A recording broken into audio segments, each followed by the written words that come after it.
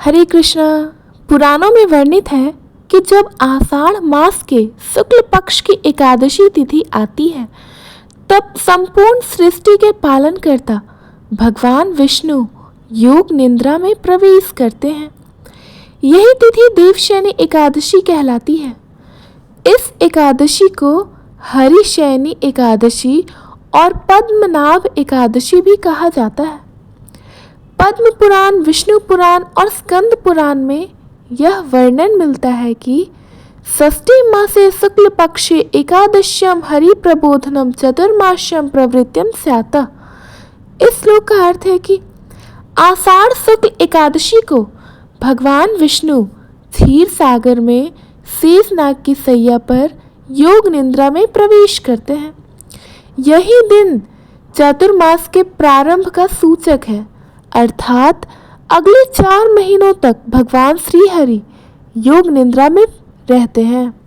यह साधारण नींद नहीं बल्कि दिव्य योग निद्रा होती है जिसमें भगवान विष्णु समाधि अवस्था में रहते हैं और ब्रह्मांड की सारी गतिविधियां स्वतः उनके नियमों से संचालित होती है।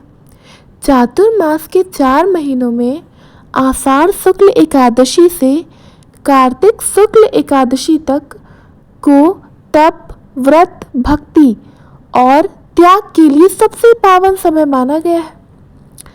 कथाओं में आता है कि उस दिन जब श्री हरि शयन हेतु शेषनाग पर लेटते हैं तब समस्त देवतागण, ऋषिगण और अप्सराएं पुष्प वर्षा करती हैं। लक्ष्मी जी उनके चरणों की सेवा करती हैं। चारों ओर दिव्य प्रकाश फैला होता है। भगवान विष्णु का तेज इतना दिव्य होता है कि क्षीर सागर तक शांत हो जाता है। देवताओं के नेत्रों में श्रद्धा और भक्तों के मन में शांति उतरती है। देवशयनी एकादशी का व्रत करने से निम्न फल प्राप्त होते हैं, जैसे कि पूर्व जन्मों के पापों का नाश होता है, मनुष्य को प्रभु के चरणों की सेवा का अवसर मिलता है, चातुर्मास के व्रत की पूर्ण शुरुआत होती है, जीवन में त्याग, संयम और भक्ति का मार्ग खुलता है। इस व्रत से मन, शरीर और आत्मा तीनों पवित्र हो जाते हैं। श्री कृष्ण का युधिष्ठिर को उपदेश। युधिष्ठिर ने श्री कृष्ण से पूछा, हे माधव, आप मुझे उस एकादशी के बारे में बताइए जो सब पापों का नाश करती है। श्री कृष्ण बोले, हे धर्मराज, यह देवशयनी एकादशी परम पुण्यदायिनी होता है। इस दिन व्रत रखने वाला व्यक्ति 1000 यज्ञों और व्रतों का फल प्राप्त करता है। यह व्रत मनुष्य को मोक्ष प्रदान करता है और विष्णु लोक की प्राप्ति करवाता है। जब आषाढ़ शुक्ल एकादशी का शुभ दिन आता है तब भगवान विष्णु, जो सृष्टि के पालन करता है, वे सृष्टि के गति को स्थिर और संतुलित बनाए रखने हेतु योग निद्रा में चले जाते हैं। यह कोई सामान्य निद्रा नहीं होती, यह संकल्प से युक्त समाधि होती है जिसमें वे ब्रह्म गतिविधियों से दूर भीतर की शक्तियों को संतुलित करते हैं। यह अवस्था 4 माह तक रहती है जिसे चातुर्मास कहा गया है। इस काल में समस्त देव कार्य धीमा पड़ जाता है, यज्ञ स्थगित हो जाते हैं, विवाह आदि शुभ कार्य वर्जित माने जाते हैं। पद्म पुराण में उल्लेख मिलता है कि आषाढ़े शुक्ल एकादश्याम शेष संयम समाश्रिता सर्वलोक हितार्थे हरि निद्रा मुपैथ्यत। इस श्लोक का अर्थात है कि आषाढ़ शुक्ल एकादशी को भगवान विष्णु लोक कल्याण हेतु शेष सैया पर ग्रहण कर योग निद्रा को प्राप्त होते हैं। भगवान विष्णु की निद्रा में चले जाने के बाद देवताओं में चिंता उत्पन्न हुई।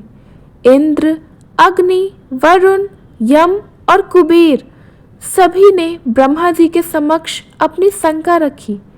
हे ब्रह्मदेव, अब जब भगवान श्री हरि समाधि में हैं तो असुरों का आतंक कैसे रोका जाएगा? हमारी रक्षा कौन करेगा? हम तो निराधार हो गए हैं। ब्रह्मा जी ने उत्तर दिया, हे देवताओं, यह काल त्याग और तप का है। तुम्हें स्वयं साधना करनी होगी। यह योग निद्रा भी भगवान विष्णु जी की लीला है। जब तक वे निद्रा में हैं, धर्म की रक्षा के लिए तुम सभी को अपने कर्तव्य निभाने होंगे। श्री हरि अचिंत्य हैं, वे तो निद्रा में भी सृष्टि को संचालन में रखते हैं। कहा जाता है कि भगवान श्री हरि जब शीश नाग पर लेटते हैं तो लक्ष्मी जी उनके चरणों की सेवा करती हैं। गंधर्वगण मधुर वीणा बजाते हैं। ब्रह्मा जी भगवान के नाभि कमल पर ध्यान करते हैं। देवता पुष्प वर्षा करते हैं। स्वयं काल भी ठहर सा जाता है। इस दिव्य क्षण को हरिशयन पर्व कहा गया है। धरती पर भक्तों ने इस दिन को व्रत और उपवास से पवित्र करना शुरू किया। संकल्प लेकर प्रभु के चरणों में गहन ध्यान, कीर्तन और पूजन करने लगे। जो व्यक्ति इस दिन व्रत रखकर विष्णु सहस्त्र नाम को जाप करता है, उसे मोक्ष की प्राप्ति होती है। आपने देखा होगा, देवशयनी एकादशी के बाद शादी ब्याह जैसे मांगलिक कार्य बंद हो जाते हैं। गृह प्रवेश, नवनिर्माण, दीक्षा आदि स्थगित हो जाते हैं। प्रकृति भी शांत हो जाती है, जैसे वर्षा ऋतु में ठहराव सा आ गया हो। यह संकेत होता है कि भगवान विश्राम में है, अब साधना का समय है। प्राचीन काल में इक्ष्वाकु वंश में एक महान धर्मनिष्ठ और सत्यप्रिय राजा हुआ करते थे, जिनका नाम था मानधाता। वे सूर्यवंशी राजा थे और भगवान विष्णु के परम भक्त। उनके राज्य में अन्न, जल, धर्म, शिक्षा और न्याय का पूर्ण सामंजस्य था। प्रजा अत्यंत सुखी थी। वे प्रतिदिन यज्ञ, दान और पूजा किया करते थे। कहते हैं कि उनके यश से देवलोक भी अलौकिक हो उठता था। परंतु एक बार उनके राज्य में तीव्र दुर्भिक्ष पड़ गया। वर्षा नहीं हुई, नदियां सूख गईं, खेत बंजर से हो गए। प्रजा त्राही त्राही करने लग गई।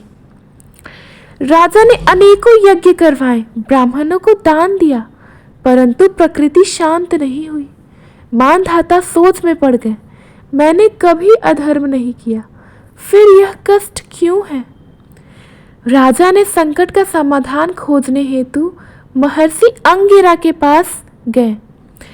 गंधमादन पर्वत पर तप कर रहे महर्षि ने जब राजा को देखा तो कहा, हे राजन, यह सब तुम्हारे पूर्वजों का पाप नहीं है, यह काल धर्म का प्रभाव है। इससे उबरने के लिए तुम्हें स्वयं तप करना होगा।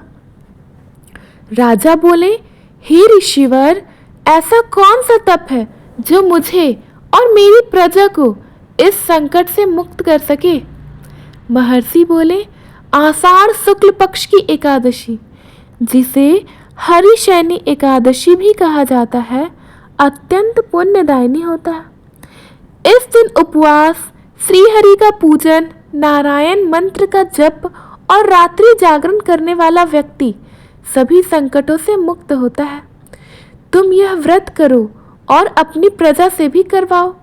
राजा ने उसी दिन व्रत का संकल्प लिया, उपवास रखा, विष्णु सहस्त्र नाम का पाठ किया, तुलसी दल अर्पण कर पूजा की, रात्रि जागरण कर ओम नमो भगवते वासुदेवाय का जाप किया और अगले ही दिन घनघोर वर्षा हुई। फसलें लहलहाने लगी, प्रजा आनंद से भर गई, हवन यज्ञ सफल हुए, भक्ति गीतों की ध्वनि से नगर गूंज उठा। पद्म पुराण में वर्णन है कि मानधाता राजा हरिशयनी व्रतेन तृप्तो विष्णु नृपम समृद्धि रते। इस श्लोक का अर्थ है कि राजा मानधाता ने हरिशयनी एकादशी का व्रत किया, जिससे भगवान विष्णु प्रसन्न हुए और उन्होंने राजा व प्रजा दोनों को उबार दिया। राजा मानधाता ने कोई उपाय न चलने पर भी भक्ति का ही सर्वोच्च उपाय को अपनाया था। एकादशी व्रत में केवल शरीर का संयम नहीं होता, मन की शुद्धता भी जरूरी होती है। जब एक राजा व्रत कर सकता है तो हम जैसे साधारण मनुष्य भी कर सकते हैं। एक बार धर्मराज युधिष्ठिर ने भगवान श्री कृष्ण से पूछा था, हे वासुदेव, आप कृपा करके मुझे बताइए कि आषाढ़ शुक्ल एकादशी का क्या नाम होता है, इसकी महिमा क्या है, यह किस विधि से और कैसे की जाती है और इसका फल क्या होता है। भगवान श्री कृष्ण मुस्कुराए और बोले, हे धर्मराज, तुमने अत्यंत उत्तम प्रश्न पूछा है जो न केवल तुम्हारे लिए अपितु समस्त मानव जाति के लिए कल्याण हेतु है। आषाढ़ शुक्ल पक्ष की एकादशी का नाम है पद्मा या हरिशैनी या देवशैनी एकादशी। श्री कृष्ण बोले, यह व्रत मोक्षदायिनी होता है। जो भी मनुष्य श्रद्धा और नियम पूर्वक इस व्रत को करता है वह समस्त पापों से मुक्त होकर मोक्ष को प्राप्त करता है। यह व्रत 1000 अश्वयोग यज्ञों, अश्वमेघ यज्ञों और 100 राजस्व यज्ञों के बराबर फल देता है। यह व्रत स्वयं नारायण का प्रिय है। इस दिन किया गया जप, दान, स्नान, पूजन सभी कर्म हजारों गुना फल देते हैं। श्री कृष्ण बोले, इस दिन प्रातःकाल स्नान कर संकल्प लो, विष्णु भगवान का चित्र या मूर्ति स्थापित कर पंचामृत से स्नान कराओ, तुलसी दल, पीले फूल, धूप दीप नैवेद्य अर्पित करो, रात्रि में जागरण करो और श्री हरि के नामों का जाप करो। अगले दिन द्वादशी को ब्राह्मण को भोजन कराकर स्वयं पारण करो। युधिष्ठिर, इस दिन से ही चातुर्मास का आरंभ होता है। 4 मासों तक श्री हरि योग निद्रा में रहते हैं। इन महीनों में भक्तगण व्रत, संयम, ध्यान, दान और सेवा में लगते हैं।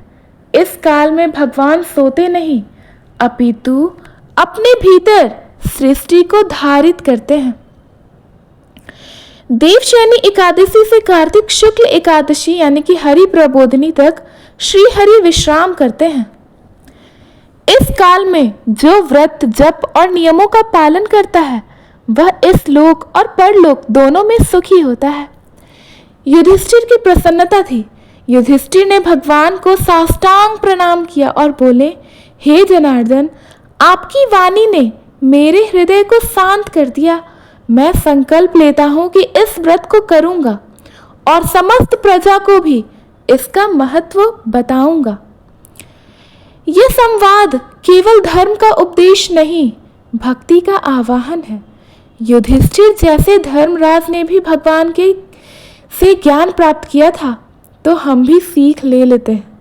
व्रत करना केवल शरीर का नियम नहीं है, आत्मा की शुद्धि का माध्यम है। यह व्रत आषाढ़ शुक्ल पक्ष की एकादशी को किया जाता है। इस दिन चातुर्मास यानी 4 मास का आरंभ होता है। भगवान विष्णु योग निद्रा में चले जाते हैं, इसलिए इसे हरिशैनी या देवशैनी एकादशी कहा जाता है। प्रातःकाल की तैयारी इस प्रकार होती है कि ब्रह्म मुहूर्त में उठें और स्नान करें, शुद्ध वस्त्र धारण करें। विशेष रूप से पीले रंग के कपड़े शुभ माने जाते हैं। व्रत का संकल्प लें। दोनों हाथों में जल लेकर भगवान विष्णु को स्मरण करते हुए कहें, मम समस्त पाप यार्थ श्री विष्णु प्रसाद सिद्धार्थ देवशैनी एकादशी व्रत महम करिष्ये। इस श्लोक का अर्थ है कि मतलब मैं इस व्रत को कर रहा हूँ, मेरे सभी पापों का आप नाश करें और मुझे मोक्ष प्रदान करें। पूजन विधि कुछ इस प्रकार है कि भगवान विष्णु की प्रतिमा या चित्र स्थापित करें, कमल या शेष नाग का शयन करते हुए स्वरूप उन्हें पंचामृत से स्नान कराएं। दूध, दही, शहद, घी, शुद्ध जल, पीले पुष्प, तुलसी दल, चंदन, धूप दीप नैवेद्य आदि अर्पित करें और ओम नमो भगवती वासुदेवाय का 108 बार जाप करें। विष्णु सहस्त्र नाम का स्तोत्र का पाठ करें। इस दिन निराहार व्रत श्रेष्ठ माना गया है। परंतु अगर स्वास्थ्य बाधक हो तो केवल फलहार यानी कि फल, दूध, माखन, सूखे मेवे करें। अनाज, चावल, मसूर, प्याज, लहसुन, तामसिक वस्तुएं पूर्णतः वर्जित होती है। तुलसी जी को नहीं तोड़ना चाहिए, पर उन्हें अर्पित अवश्य करें, एक दिन पहले ही तोड़ लें। रात्रि में कीर्तन, भजन, रामायण या विष्णु सहस्त्र नाम का पाठ करें। दीप जलाकर श्री हरि को शयन कराएं। यदि मंदिर या घर में श्री हरि की शैया बन सके तो सुंदर होगा। अंत में श्री हरि को शांति मंत्र बोलकर शयन कराना चाहिए। शांताकारम भुजंग शयनम पद्मनाभम सुरेशम वाला। द्वादशी को अगले दिन सूर्योदय के बाद व्रत का पारण करें। किसी ब्राह्मण को भोजन कराएं, वस्त्र, अन्न, दान, दक्षिणा दें, स्वयं सात्विक भोजन करें और प्रभु का धन्यवाद करें। अन्न, जल पात्र, पीले वस्त्र, आप कुछ भी दान कर सकते हैं। तुलसी, दीपक, द्रव्य, धन, छाता, पंखा, खड़ाऊ, इन दानों से व्रत का पुण्य कई गुना बढ़ जाता है। दान का उद्देश्य प्रभु भक्ति और जन कल्याण होना चाहिए। यह व्रत किनके लिए विशेष फलदायी होता है? जो संतान, सुख, मोक्ष, रोग निवारण या शांति चाहते हैं, जो चातुर्मास में नियमित पूजन करना चाहते हैं, जो पूर्व जन्मों के पापों से मुक्ति पाना चाहते हैं।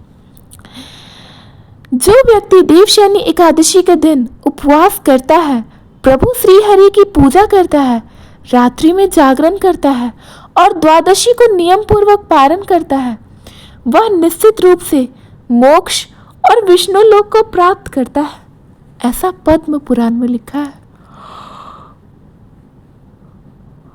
पद्म पुराण के उत्तरखंड में देवशयनी एकादशी की अत्यंत महिमा वर्णित है।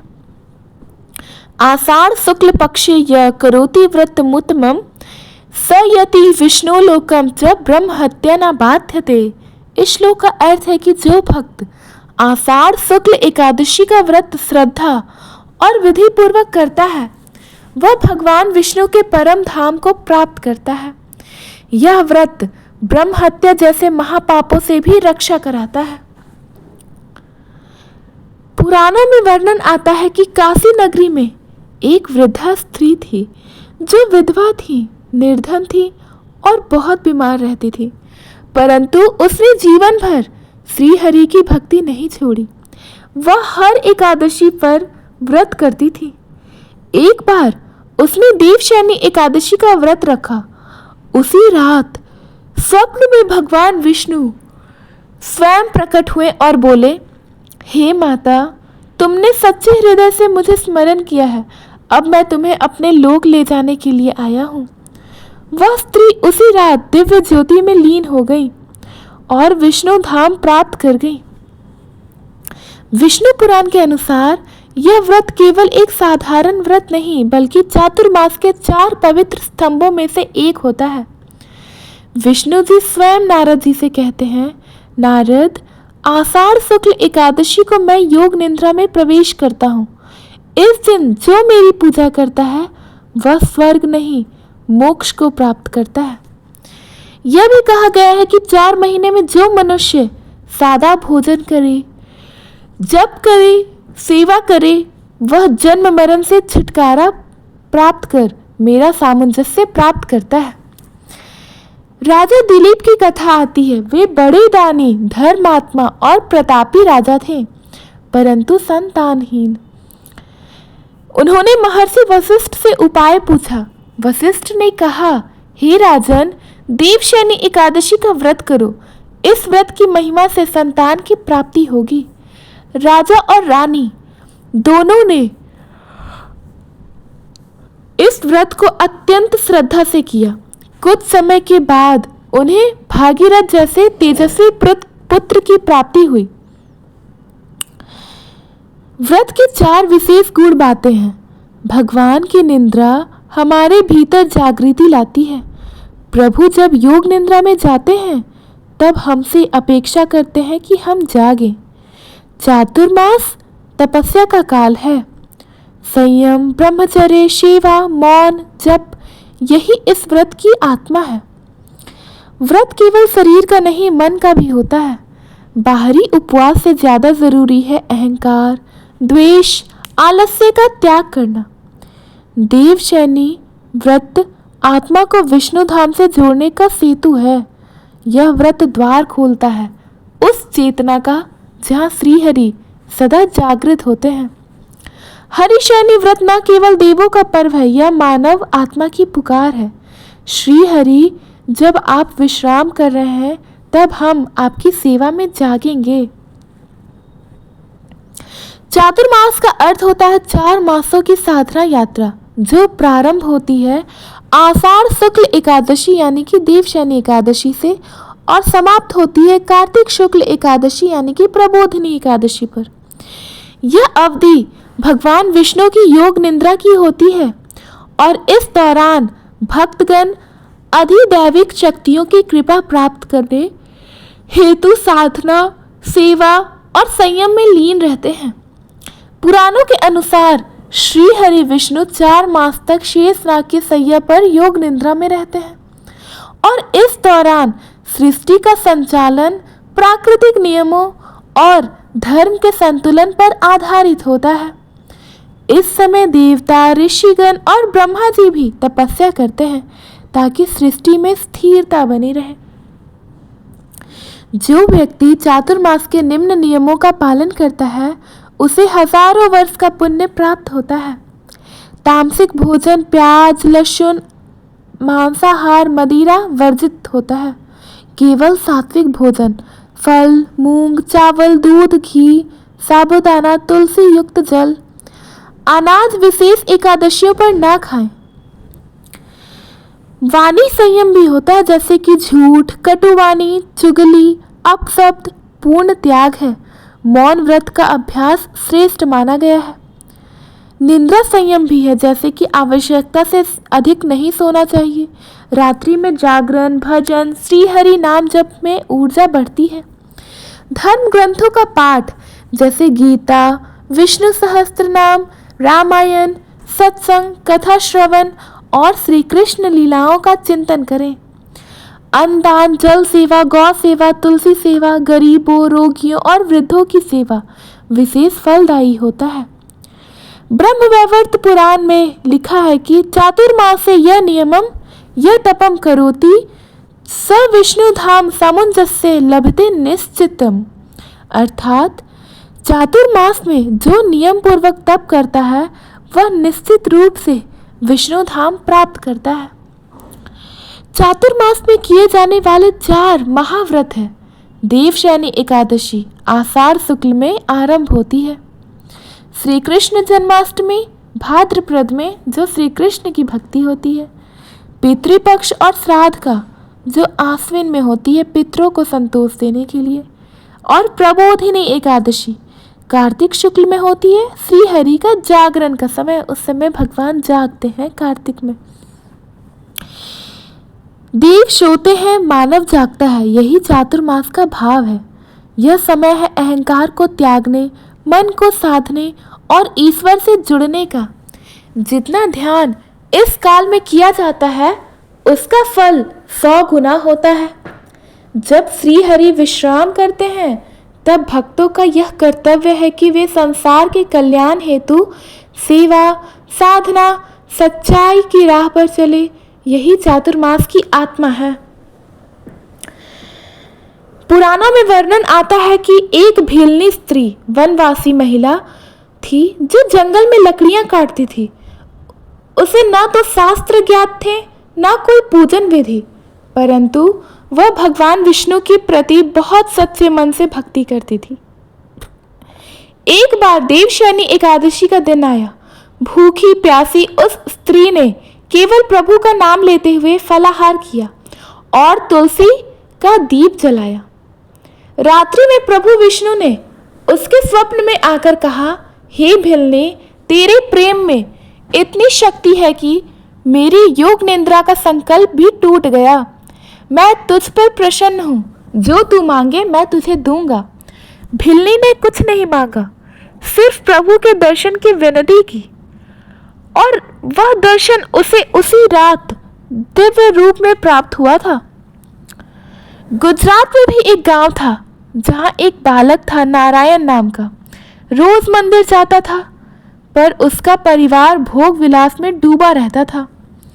बालक ने आषाढ़ शुक्ल एकादशी को उपवास किया था और रात्रि में रो रो कर भगवान से प्रार्थना की, हे नारायण, मेरे परिवार को भी आपकी भक्ति की राह पर ला दो।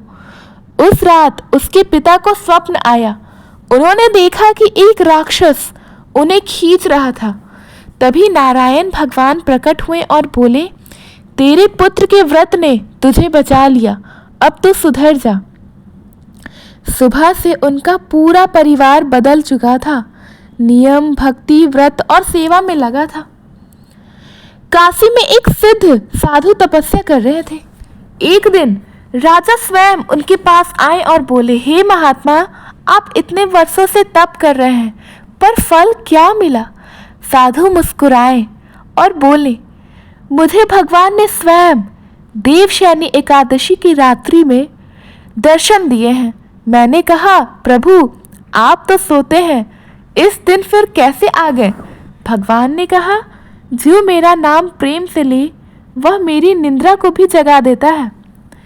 राजा ने उसी समय हर एकादशी पर राजकीय रूप से व्रत अनिवार्य कर दिया। पुराणों में यह भी कहा गया है कि तुलसी जी का पहला व्रत भी देवशयनी एकादशी को ही था। उनके व्रत की शक्ति से ही भगवान विष्णु ने योग निद्रा का वरदान दिया था, ताकि कलयुग के भक्तों को भी अवसर मिल सके। सच्ची भक्ति नियमों से नहीं, भाव से होती है। प्रेम युक्त स्मरण योग निद्रा को भी भंग कर सकता है। बालक, वृद्ध, स्त्री, निर्धन, सबके लिए यह व्रत फलदायी होता है। यह केवल तिथि नहीं है, आत्मा को ईश्वर से जोड़ने का माध्यम है। हरिशयनी की रात है जब भक्त जागता है, राम दीपक जलाकर मन शुद्ध करके करता हरि श्री हरि का धाम। कथा है कि एक गांव में नम्रदास नामक एक भक्त रहता था। वह हर एकादशी व्रत करता था, पर उसे कई शंकाएं थी।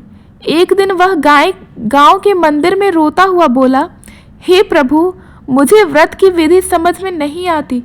मुझे डर लगता है कि कहीं कुछ भूल ना हो जाए। रात्रि में स्वप्न में भगवान श्री हरि प्रकट हुए और बोले, हे नम्रदास, यदि कोई भक्त बीमार, वृद्ध या गर्भवती हो, वह फलहार, जलाहार या मन व्रत में से भी मेरी सेवा कर सकता है। नियत श्रद्धा हो, बस वही पर्याप्त होती है। तुलसी मेरे प्राणों में बसी है। जो भक्त तुलसी दल अर्पित करता है वह मेरे हृदय तक पहुंचता है। इस दिन तुलसी को स्पर्श मेरे लिए दिव्य संगीत है। प्रभु बोले, क्या इस दिन चावल या अनाज खाना वर्जित होता है? प्रभु बोले, हाँ, देवशयनी एकादशी से चातुर्मास का आरंभ होता है। यह काल शुद्धता और संयम का है। चावल, अनाज इस दिन नहीं खाया जाता। यह व्रत की गरिमा का भाग है। प्रश्न आता है कि इस दिन क्या खास जप करें? श्री हरि बोले, जो मेरा नाम सच्चे हृदय से लेता है उसे मैं स्वयं संभालता हूँ, परंतु यदि विधि पूर्वक करना चाहो तो यह मंत्र जप करो, ओम नमो भगवते वासुदेवाय का कम से कम 108 बार। विष्णु सहस्त्र नाम अत्यंत प्रभावशाली होता है। प्रश्न आता है कि जागरण जरूरी है क्या? श्री हरि बोले, मेरी योग निद्रा के दिन मेरे भक्त जब दीप जलाकर भजन करते हैं तो मैं उनकी आत्मा में जागता हूँ। जागरण केवल शारीरिक नहीं, आंतरिक चेतना का पर्व होता है। प्रश्न आता है कि व्रत के दिन झगड़ा, क्रोध या मोबाइल में उलझना। श्री कृष्ण ने गंभीर स्वर में कहा, जो व्रत रखकर भी दूसरों को दुखी करता है वह व्रत नहीं करता, वह केवल भूखा रहता है। शांत मन, मधुर वाणी, सेवा भावना ही सच्चा व्रत होता है। व्रत आता है कि क्या महिलाएं ये व्रत कर सकती हैं? भगवान बोले, क्यों नहीं, मेरी सबसे प्रिय भक्तें स्त्रियां ही तो हैं। तुलसी, मीरा, रुक्मणी, अन्नपूर्णा सभी ने व्रतों से मुझे पाया। यह व्रत सबके लिए है। लिंग, जाति, आयु नहीं, केवल भाव सच्ची होनी चाहिए। प्रश्न आता है कि यदि पारण व्रत का समापन समय पर ना करो तो? श्री हरि बोले, समय पर पारण करना जरूरी है। द्वादशी के दिन ब्राह्मण को भोजन कराना, फिर स्वयं पारण करना चाहिए। अनुशासन में ही व्रत की आत्मा होती है। श्री हरि अंत में बोले, व्रत जो इस दिन मेरा स्मरण करता है वह मुक्ति को छूता है, पापों से मुक्त होता है, पर धाम को प्राप्त करता है और जीवन में शांति, संतान, लक्ष्मी, भक्ति सभी को प्राप्त करता है। अंत में नम्रदास ने कहा, प्रभु अब मैं इस व्रत को डर नहीं, प्रेम और श्रद्धा से करूंगा। आपने मेरे प्रश्न नहीं, आत्मा के द्वार खोल दिए। भगवान मुस्कुराए और अंतर ध्यान हो गए। प्रेरणा स्वरूप निष्कर्ष यह आता है कि हर प्रश्न के पीछे एक खोज है और हर खोज का उत्तर एक ही है, भक्ति, सच्ची श्रद्धा। जब भगवान विष्णु देवशयनी एकादशी को योग निद्रा में जाते हैं तो वे अपने भक्तों को एक आध्यात्मिक अवसर देते हैं कि 4 महीनों तक वे अपने भीतर भगवान को जगाए। इसके लिए धर्म शास्त्रों में 10 दिव्य नियम बताए गए हैं, जो यदि श्रद्धा से निभाए गए तो पाप नष्ट होते हैं, मन शुद्ध होता है और जीवन दिव्य बन जाता है। चातुर्मास के 4 महीनों में मांस, मदिरा, प्याज, लहसुन, अधिक तैलीय भोजन त्यागें।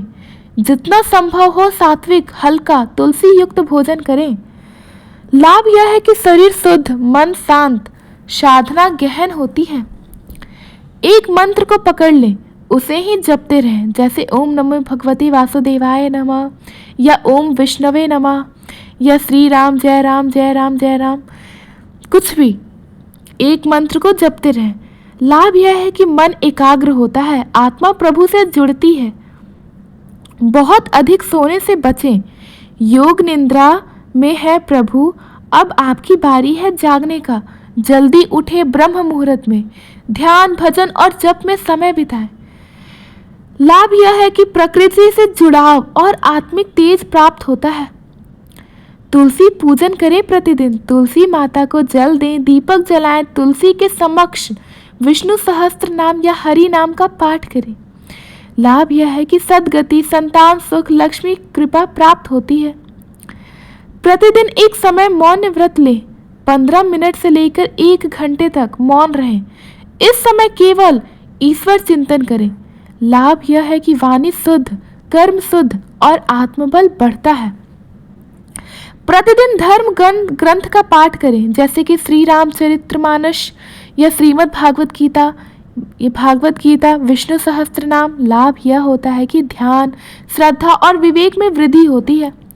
प्रतिदिन सेवा का एक काम करें, जैसे किसी भूखे को भोजन देना, जल पात्र रखना, मंदिर की सफाई करना, वृद्धजन की सेवा करना। लाभ यह है कि ईश्वर कृपा मिलती है और भीतर करुणा जागती है। प्रतिदिन एक दीपक प्रज्वलित करें, तुलसी के पास, मंदिर में या श्री हरि के चित्र के समक्ष घी का दीपक जलाएं और हरि शरण में मन लगाएं। लाभ यह है कि नेगेटिविटी दूर होगी, वातावरण पवित्र होगा। किसी का दिल ना दुखाएं, ना किसी की निंदा करें। क्रोध, द्वेष, कटुवाणी इनसे बचें। लाभ यह होता है कि कर्म शुद्ध होते हैं और प्रभु प्रसन्न होते हैं। हरिशयन, परिवर्तनी, इंदिरा, प्रबोधिनी, ये सब व्रत, इनमें एक को चुने और रात्रि जागरण, कीर्तन, हवन करें। लाभ यह होता है जीवन भर पुण्य और मोक्ष का द्वार खुलता है। ये 10 नियम केवल 4 महीनों के लिए नहीं है, ये आत्मा की उजास के लिए है, जो जीवन भर चले। प्रभु सोते हैं बाहर पर भीतर ही जागते हैं। जब भक्त इन नियमों से आत्मा को सींचता है तब भगवान उनके हृदय में प्रवेश करते हैं। 4 मासों तक योग निद्रा में रहने के पश्चात जब कार्तिक शुक्ल एकादशी आती है तो वही क्षण आता है जब भगवान विष्णु पुनः जागृत होते हैं। यह तिथि प्रबोधनी, देव उठनी या हरि प्रबोधनी कहलाती है। बहुत प्राचीन समय की बात है, जब देवों और देवताओं के बीच उथल पुथल थी और पृथ्वी पर अधर्म बढ़ने लगा था। तब देवगण भगवान विष्णु के पास पहुंचे और बोले, परंतु भगवान विष्णु तो योग निद्रा में थे। उनकी निद्रा देवशयनी एकादशी आषाढ़ से प्रारंभ हो गई थी। 4 मास पश्चात कार्तिक शुक्ल एकादशी को देवगणों ने शंख, चक्र, वीणा, ढोल, मृदंग और मंत्रों के साथ प्रभु की सेवा में भजन कीर्तन किया और तभी प्रभु ने नेत्र खोले। उनकी मुस्कान फैलते ही सारी सृष्टि में आनंद सा छा गया। इसी दिन तुलसी जी का भगवान विष्णु से विवाह भी हुआ था। तुलसी, जिनका नाम जन्म वृंदा के रूप में हुआ था, व्रत, तप और भक्ति की प्रतीक है। भगवान विष्णु ने शालिग्राम रूप में तुलसी जी से विवाह करने का वचन दिया था। जो कोई इस दिन तुलसी विवाह करेगा, उसके घर में साक्षात लक्ष्मी निवास करेंगी। धन्यवाद। अगर आपको यह चतुर्मास देवशयनी प्रबोधिनी एकादशी की कथा अच्छी लगी तो प्लीज़ हमारे वीडियो को लाइक करें, अपने फ्रेंड्स फैमिलीज़ के पास शेयर करें। नए हैं तो हमारे चैनल को सब्सक्राइब करना ना भूलें। राधे राधे।